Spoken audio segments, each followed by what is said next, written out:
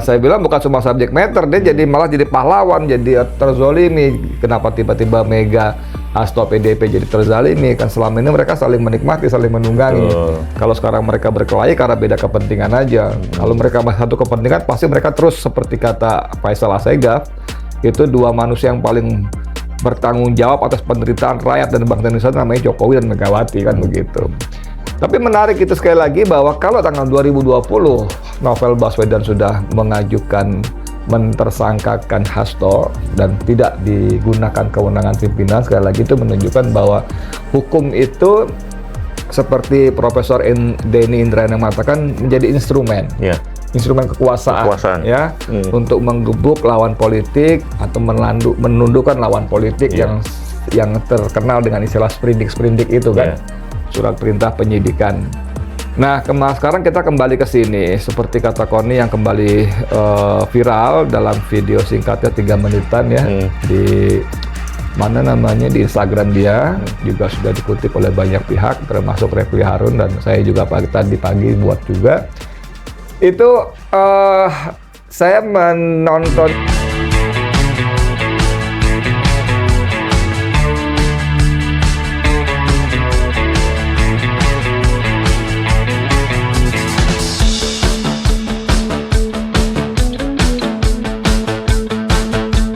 Assalamualaikum warahmatullahi wabarakatuh, Bang Edi Mulyadi. Waalaikumsalam warahmatullahi wabarakatuh. Alhamdulillah. Kita ketemu lagi, Bang. Alhamdulillah. Sehat ya? Alhamdulillah. Alhamdulillah saya ketemu dengan Bang Edi Mulyadi. Kita ngobrol-ngobrol sedikit tentang realitas politik Indonesia. Kita memang concern ke persoalan politik ya, karena memang ini politik itu saya melihat akarnya dari seluruh kebijakan yang ada kalau kita bicara masalah persoalan-persoalan pengelolaan negara ya. Terbaru Hasto Kristianto. Ada apa ini Hasto Kristianto? Iya. Menarik saya kira karena tidak bisa dipisahkan dengan historis keberadaan PDIP dengan Jokowi. Yang dia punya relasi yang cukup intim dan intens. Bagus istilahnya, bagus. Kader sekaligus juga petugas partai ya. Ya. Tapi belakangan setelah muncul surat pemecatan ini benar-benar pemecatan ya, secara tertulis yang ditandatangani oleh Sekjen PDIP Hasto Kristianto. Oh, ini tanda tangan Sekjen ya? Bukan Ketua Umum ya? Dan Ketua Umum. Ada 2 tanda tangan, penanda tanganannya ada 2 orang kan? Biasanya si Komarudin Batumbun itu, ketua semacam majelis kehormatan partainya. Gitu ya? Batumbun, biasanya. Biasanya kali ini langsung Ketua Umum Sekjen ya? Iya. Yang menarik juga adalah sinyalemennya Joko Widodo ketika dikonfirmasi wartawan soal surat pemecatan itu. Nah, Jokowi menyampaikan nanti kita tunggu. Itu dia. Nah, ternyata kita mendapati sebuah realitas, maksud kita tunggu itu ternyata adalah sebagaimana prediksi Koni ya. Koni yang sudah menyampaikan dalam beberapa kesempatan podcast di akunnya siapa? Akbar Faisal ya.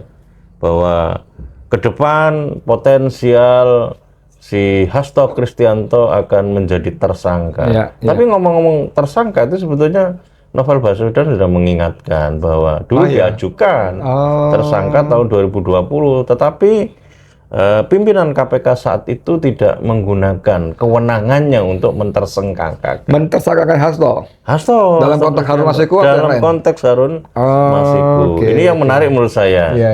Momentum tersangkanya sekarang di tengah kondisi di mana pendirian politiknya si Jokowi itu berseberangan dengan pendirian politik PDIP dalam konteks Pilpres. Tapi ngomong-ngomong, ini seberapa jauh sih sebetulnya konflik di antara elit politik dan elit penguasa ini juga akan membawa implikasi kepada kesejahteraan rakyat, karena ini pertanyaan menarik. Iya, karena saya kira semua sengkarut di persoalan dinamika politik ini kembalinya sebenarnya pertanyaan publik yang ditunggu adalah seberapa semuanya itu membawa implikasi kepada kesejahteraan di tengah kondisi kemarin kan ada demo yang cukup yang cukup soal PPN 12%. Dan akhirnya PDIP dukung juga tuh. PDIP akhirnya dukung ya? Setuju juga. Dukung ya. Awalnya nolak ya? Awalnya Tapi awalnya yang awal itu kan dia dukung. Karena dia kan termasuk yang mengesahkan undang-undang harmonisasi peraturan perpajakan termasuk PKS. Bang Edi Mulyadi saya kira punya sebuah catatan yang menarik dari perspektif media ya. Kalau mengkaitkan dengan satu fenomena dengan fenomena berita, yang satu dengan berita yang saya kira berita itu sebetulnya memvisualisasikan realitas yang sebenarnya apa yang ada dari Memvisualisasinya nggak pas betul, tapi dipanggil sedikit membuka lah tabir-tabir ya. Betul, betul. Ini tabir apa ini yang menarik dari perjalanan Hasto Tabir hingga mimpi, kiri ya. Tabir ke depan maupun tabir ke belakangnya. Ya, jadi memang ada beberapa hal menarik seperti Cak Slamet tadi katakan. Saya juga diingatkan sama beliau bahwa 2020 ternyata Diajukan menjadi tersangka. Novel Baswedan pun sudah mengajukan, sepihak, ya. cuman pimpinan tidak menggunakan kewenangannya. Karena pada waktu itu PDIP, Megawati dan Jokowi masih mesra, masih saling menikmati. Ya. Saya dalam sebuah kesempatan terbuka, sebuah acara yang digagas oleh Abraham Samad, ada hadir pembicara antara lain siapa namanya PDIP itu Deddy Sitorus. Ya. Saya bilang jangan kita terkecoh sama itu. Saya terpicu oleh ucapan Eros Jarot yang mengatakan kenapa tiba-tiba Jokowi jadi subject matter bla bla bla bla bla gitu. Itu kenceng sekali. Saya bilang bukan cuma subject matter, dia jadi malah jadi pahlawan, jadi terzolimi. Kenapa tiba-tiba Mega, Hasto, PDIP jadi terzalimi? Kan selama ini mereka saling menikmati, saling menunggangi. Kalau sekarang mereka berkelahi karena beda kepentingan aja. Kalau mereka satu kepentingan, pasti mereka terus seperti kata Faisal Assegaf, itu dua manusia yang paling bertanggung jawab atas penderitaan rakyat dan bangsa Indonesia namanya Jokowi dan Megawati kan begitu. Tapi menarik itu sekali lagi bahwa kalau tanggal 2020 Novel Baswedan sudah mengajukan mentersangkakan Hasto dan tidak digunakan kewenangan pimpinan, sekali lagi itu menunjukkan bahwa hukum itu seperti Profesor Denny Indrayana mengatakan menjadi instrumen. Instrumen kekuasaan. Ya, untuk menggebuk lawan politik atau menundukkan lawan politik yang terkenal dengan istilah sprindik itu kan, surat perintah penyidikan. Nah, sekarang kita kembali ke sini, seperti kata Koni yang kembali viral dalam video singkatnya 3 menitan ya, di mana namanya di Instagram dia, juga sudah dikutip oleh banyak pihak, termasuk Refli Harun dan saya juga tadi pagi buat juga.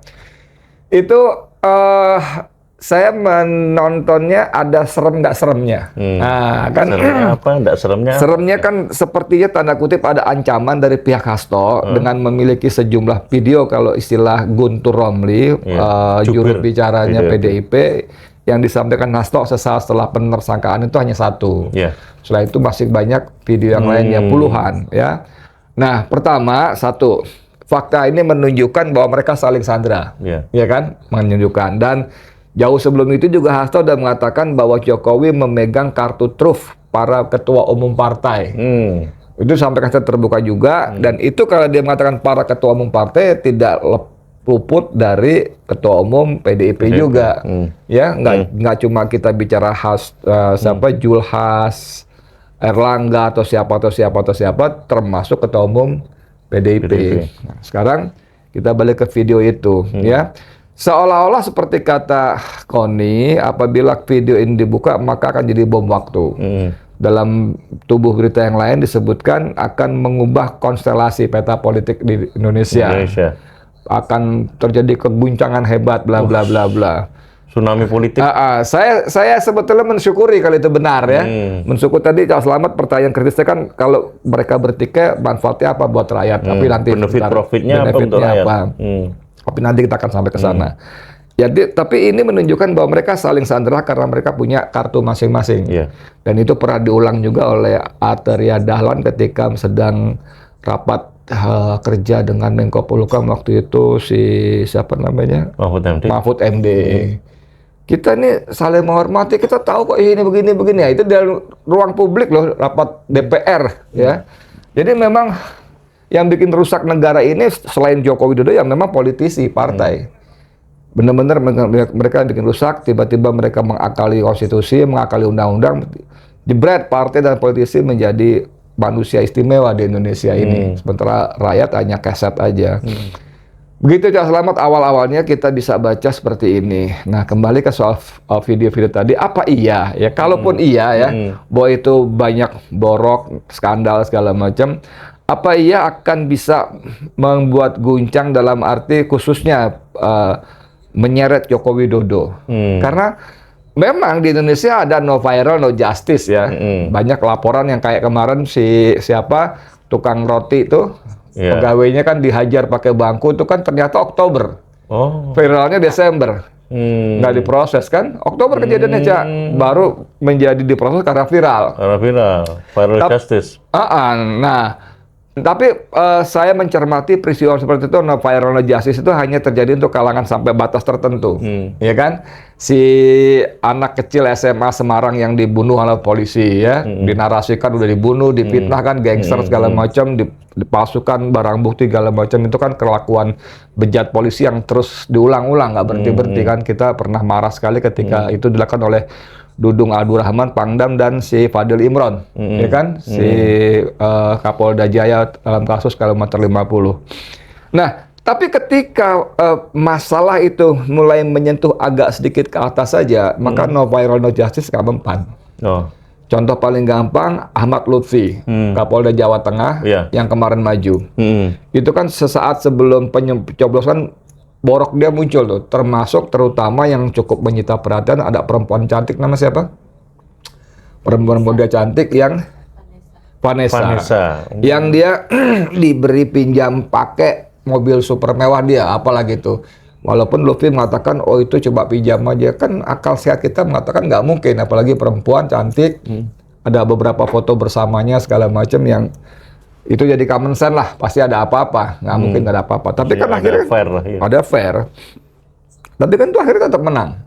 Seharusnya kalau rakyat kita punya standar moral yang tinggi, itu harus ditenggelamkan. Walaupun orang bilang, oh itu kan dosa privat, tapi tetap aja, ini kan calon pemimpin. Kalau yang melakukan dosa privat, tukang pecel, ojol, segala macam sih monggo-monggo aja, istilah dalam arti kita nggak terlalu gubris gitu kan. Bahkan kita bisa masuk kategori gibah.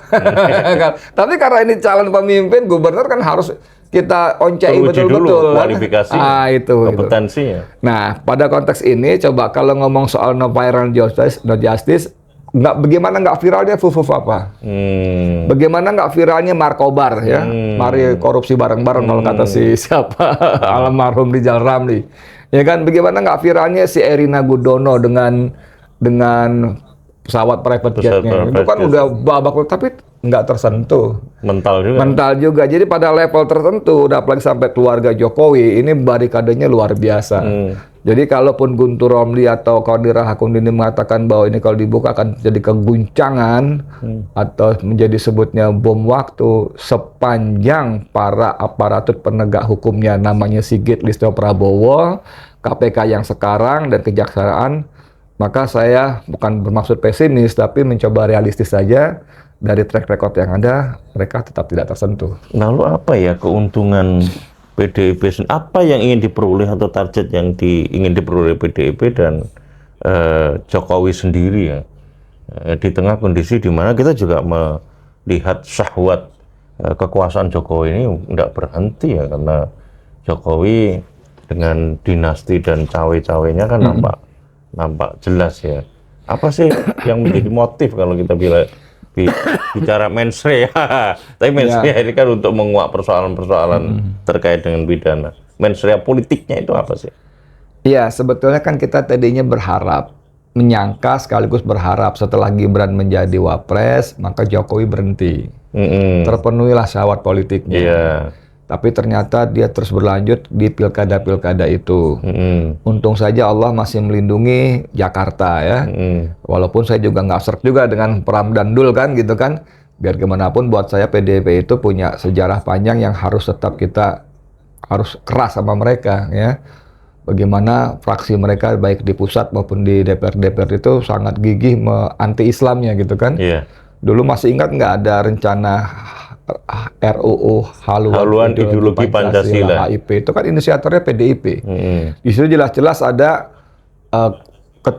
ketuhanan yang berkebudayaan, ada rencana-rencana memeras Pancasila menjadi Eka dan Trisila dan sebagainya. Saya korlapnya waktu itu. Dipanggil polisi 2 kali. Mau bikin Masyurah Kubro itu. Kayak Muhyiddin Junaidi. Kayak Muhyiddin Junaidi gitu. Nah, jadi memang itu yang terjadi, Cak.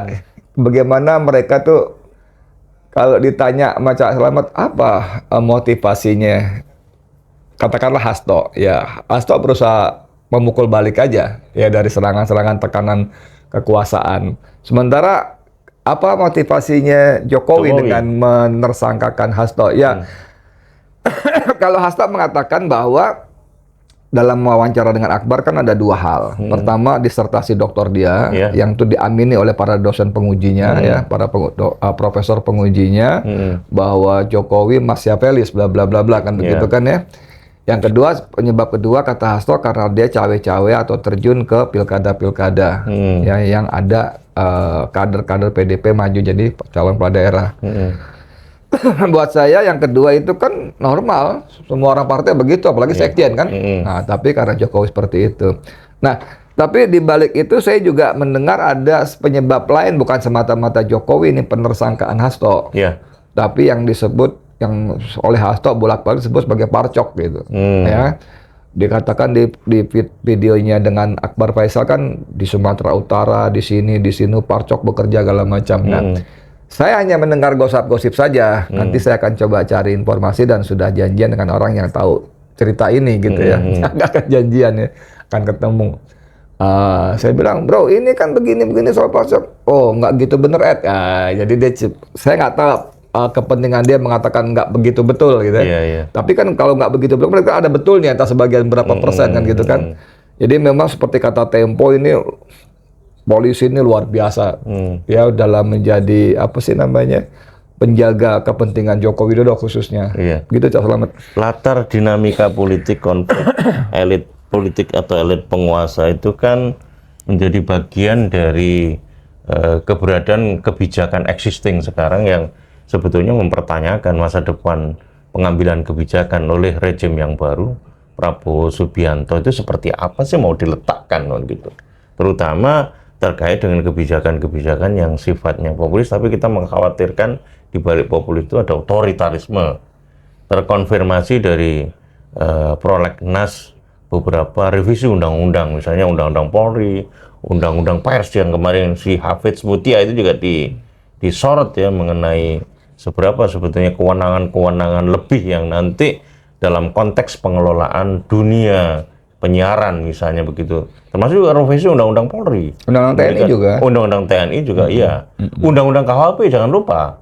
Di dalam salah satu pasal di dalam undang-undang KUHP itu ada sebuah klausul yang barangkali ini juga kalau dikaitkan dengan undang-undang HIP maupun rencana undang-undang BPIP tapi belum terlaksana, itu adalah bagaimana tafsir asas tunggal itu kemudian dikemukakan kembali, yakni pidana terhadap mereka yang mengkampanyekan atau mengedukasikan paham lain yang bertentangan dengan Pancasila.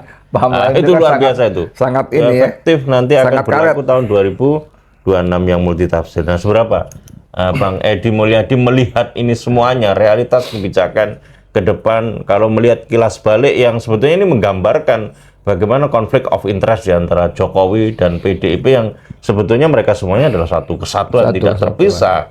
Itulah realitas rejim existing 2 periode kepemimpinan yang ditunjukkan oleh kepemimpinan Presiden Joko Widodo. Seperti apa ini, Bang Edi? Ya memang sih kita nggak bisa bantah bagaimana Jokowi dalam 10 tahun kekuasaan itu begitu merusak ya dengan segala macam ambisi politik. Rusak dan merusak ya, karena seorang presiden rusak itu pasti merusak. Kalau tukang gado-gado, tukang cendol ya rusaknya rusak dia aja gitu kan. Nah, teman kita Ahmad Rosinuddin itu kan dalam sebuah forum terbuka juga mengatakan kalau dokumen kejahatannya Jokowi ditumpuk itu bisa sampai menyentuh bulan gitu. Saking banyaknya. Pertama dia bilang langit-langit, tapi itu langit. Tapi dia bilang bulan, sampai ke bulan. Memang terlampau banyak. Tapi ini kan ada hubungan mutualisme dari yang dilakukan Jokowi kepada objek yang diuntungkan. Misalnya tadi sebut-sebut revisi Undang-Undang TNI Polri. Saya baca sepintas bahannya dari Ustadz Ismail Yusanto, ya. saya baca sepintas dua undang-undang itu adalah saya simpulkan itu upaya gratifikasi Jokowi kepada TNI Polri sebagai institusi dan sebagai gratifikasi kepada para individu pimpinannya, jenderalnya dengan begitu banyak kewenangan tambahan, apalagi Polri ya menjadi seperti nyaris tak tersentuh gitu dengan revisi itu kan secara institusi mereka punya rentang kekuasaan yang sangat panjang, lebar, luas. Tapi secara individu para petingginya, jenderalnya kan dapat privilege dengan berbagai keistimewaan seperti itu. Sekarang aja kita bukan rahasia lagi bagaimana jangankan sampai tingkat Kapolri, tingkat kayak ingat nggak si Ismail Bolong? Ya. Seorang Aibda kalau nggak salah. Illegal mining ya dalam iya, dia bisa menjadi koordinator illegal mining.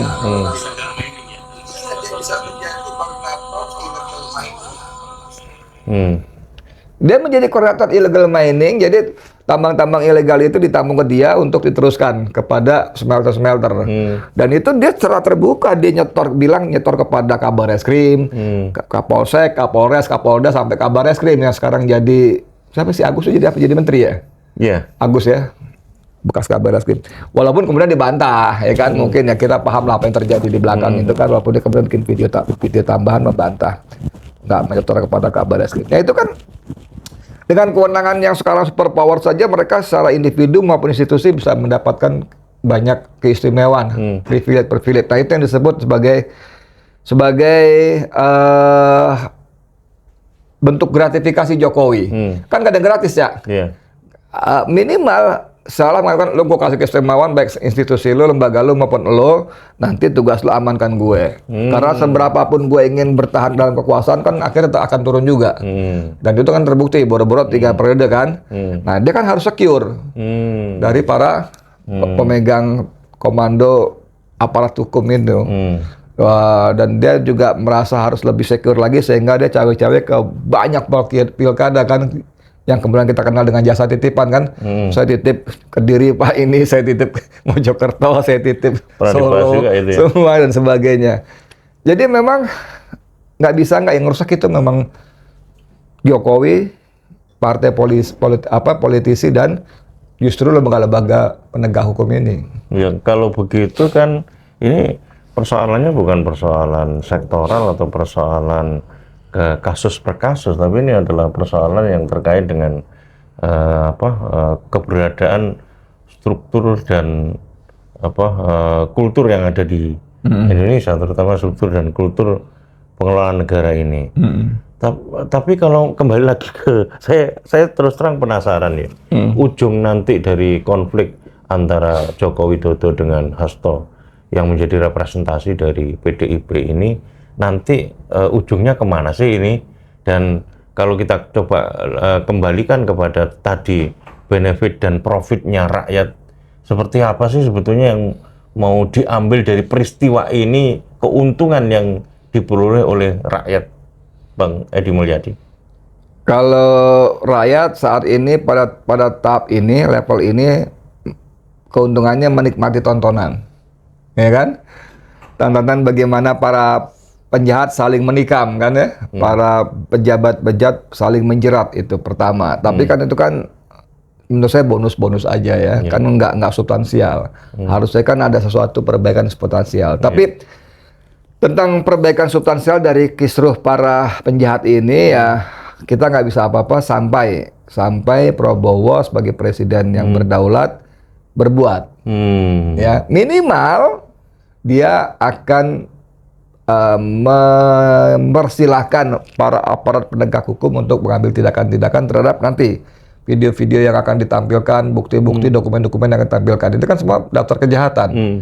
Nah itu sebagai modal awal untuk menyidik, bukan cuma menyelidik. Nah, syukur-syukur secara terbuka Prabowo mengatakan ini masalah, silakan Pak Kapolri, Pak Kepala KPK, Pak Kejaksaan Agung usut dengan profesional, transparan, dan akuntabel. Gitu, syukur-syukur begitu.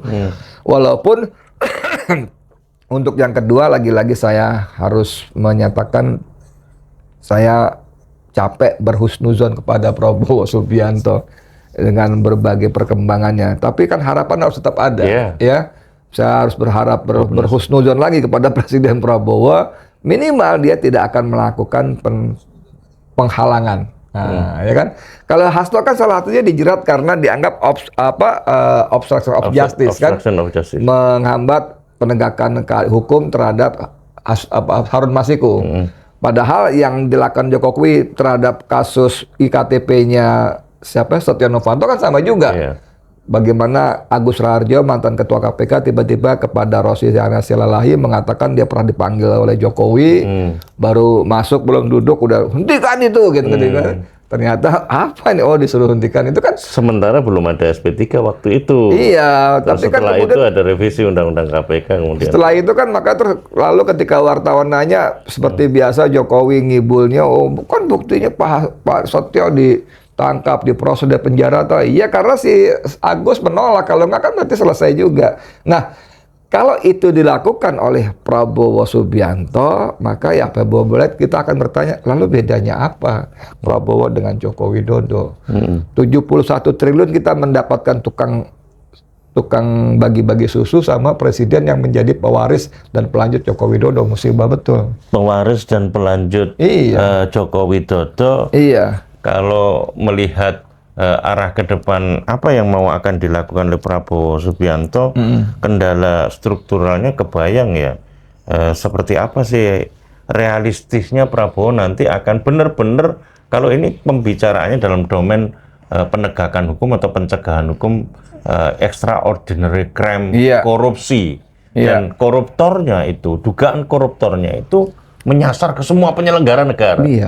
Bahkan termasuk juga dugaannya ada ke Jokowi kalau kita mencoba menelisik apa yang diungkap oleh Koni, mengisyaratkan diantaranya itu.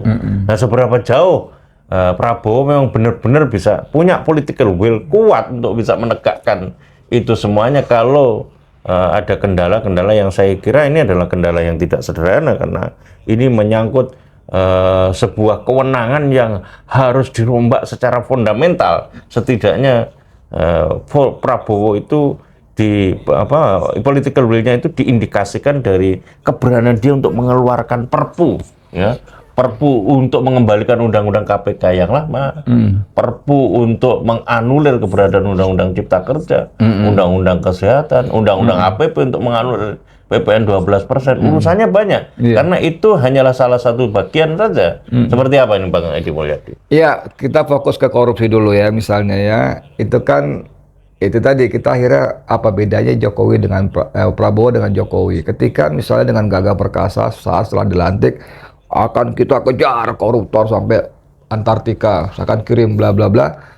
Tiba-tiba kemarin-kemarin dia bilang dia akan ampuni koruptor kalau dikembalikan. Amnesti koruptor. Padahal kita semua tahu berkali-kali jadi perbincangan bahwa kalau lu maling, duit dikembaliin, nggak menghilangkan unsur pidananya. Itu kan nggak usah kuliah di hukum, saya nggak ngerti juga. Tapi kan karena kita bolak-balik baca para pakar dan bakat aparat hukum bilang begitu, itu kan harusnya nggak ada cerita seperti itu. Sampai Abdullah Hemawa tadi menyampaikan minimal kalau diakumulasi apa yang menjadi kesalahan atau dosanya Jokowi itu sanksi hukumnya minimal hukuman mati.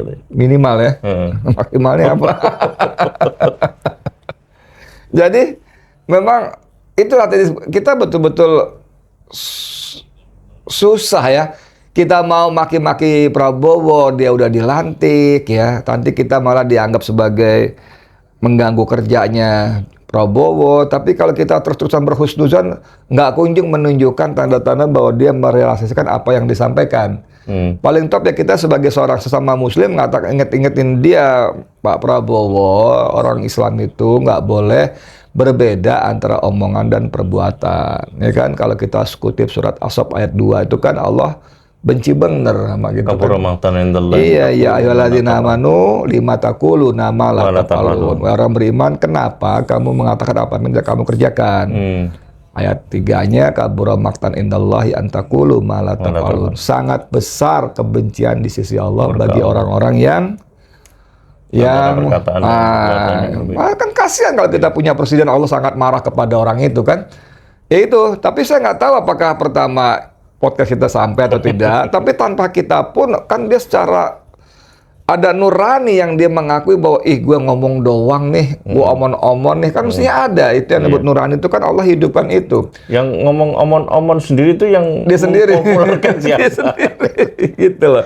Jadi berharap ya please lah Anda tuh Pak Presiden itu banyak tugas mendesak gitu loh ketimbang ngomong mau ngampuni koruptor lah, mau apalah dan sebagainya, terlalu banyak. Dan coba kalau betul 12% PPN itu dipaksakan hanya untuk ngumpulin duit membiayai makan gratis, kan ironis. Iya. Anaknya dikasih makan gratis, bapaknya diperes gitu kan. Dan ternyata ribut-ribut PPN 12% itu hanya, kata para ahlinya, hanya menghasilkan dana tambahan pajak 75 triliun. 75 triliun. Bayangin 70 triliun itu kan dampaknya buat perekonomian akan semakin drop. Kenapa misalnya dari volume pajak 3.000-an triliun APBN itu kan 80 sekian persen kan dari pajak. Iya. Kenapa nggak ambil dari sumber daya alam? Pengelolaan sumber daya alam. Iya, sekarang batu bara katanya dikeluarkan dari pajaknya, kan gila. Tinggal ngambil aja, itu kan, wah gila itu. Itu kata siapa Abraham Samad, kalau mafia pertambangan diberesin, langsung bisa bayar kontan. Waktu itu utang kita masih 7.000-an triliun, sekarang udah 8.000-an. Plus tiap bulan, tiap warga negara dapat 20 juta. Jadi kalau sampean punya istri 1, anak 2, setiap bulan dapat 80 juta. Kalau istri 2? Iya, tambah lagi 20 juta kan gitu kan ya. Tambah anaknya. Jadi betapa dahsyatnya, dan ini memang sungguh-sungguh nggak masuk akal gitu loh. Betul. Anda ingat gini, banyak rakyat kita yang penghasilan real sehari-hari itu masih 10.000 atau ke bawah. Iya. Setiap hari. 10.000 atau ke bawah. Sehingga mereka pontang-panting luar biasa, tapi pada saat yang sama orang-orang super kaya kita punya harta sampai 1.400 triliun. Kebayang nggak kayak Prayogo Pangestu? 1.400 triliun dari tambang. Yang terbaru ada korupsi tambang sampai 300 triliun. Dihukum cuma 6,5 tahun. Jadi bagaimana jomplangnya? Maksud saya begini loh, Prabowo nggak usah lah, saya nggak usah ngomong Sri Mulyani lah, itu gampang. Kalau Prabowo-nya mau, gampang gitu, langsung dipecat. Usut kejahatan dia, kickback dia segala macam, penjara yang paling. Perempuan ini perempuan muka malaikat tapi kelakuannya super iblis, menyengsarakan rakyat maksud saya. Gitu ya. Jadi kalau Prabowo mau, udahlah urusin satu tambang, nikelnya kayak apanya kayak ambil sebagian, tambah satu lagi, kita tuh ada penyelundupan nomenklatur dalam APBN kita yang nggak pernah jelas. Tentang bayar utang. Itu alokasi bayar utang kita tuh untuk cicilan dan bunga, itu setahun tuh sudah tembus 1.000 triliun. Bayangkan Pak, 1.000 triliun Pak. Kalau itu dipangkas 50% saja, kasih tahu kepada kreditornya, gue tahun ini kurang dulu bayarnya. Bukan mau ngemplang, gue kurang dulu. Kenapa? Yang 5 triliun mau gue kasih rakyat gue. Jadi bukan cuma PPN nggak jadi 12%, itu semuanya bisa diberesin dengan 500 triliun, lumayan besar. Tapi kan itu kan nggak kepikir. Pertama memang mereka nggak ngerti. Kedua penjahat-penjahat semacam Sri Mulyani kan terus memberikan Nina Bobo, mengatakan kita pengelolaan APBN aman, terkendali, prudent dan sebagainya, hati-hati. Semua tuh kebohongan luar biasa. Kalau perampokan dan kejahatan itu mungkin dilakukan oleh masyarakat biasa atau di antara masyarakat, mungkin implikasinya tidak sebegitu sistemik. Tetapi ketika penyelenggara negara yang melakukan, apalagi Bang Marwan Batubara dalam konteks proyek strategis nasional PIK 2 itu menyampaikan adanya dugaan tentang state and corporate crime.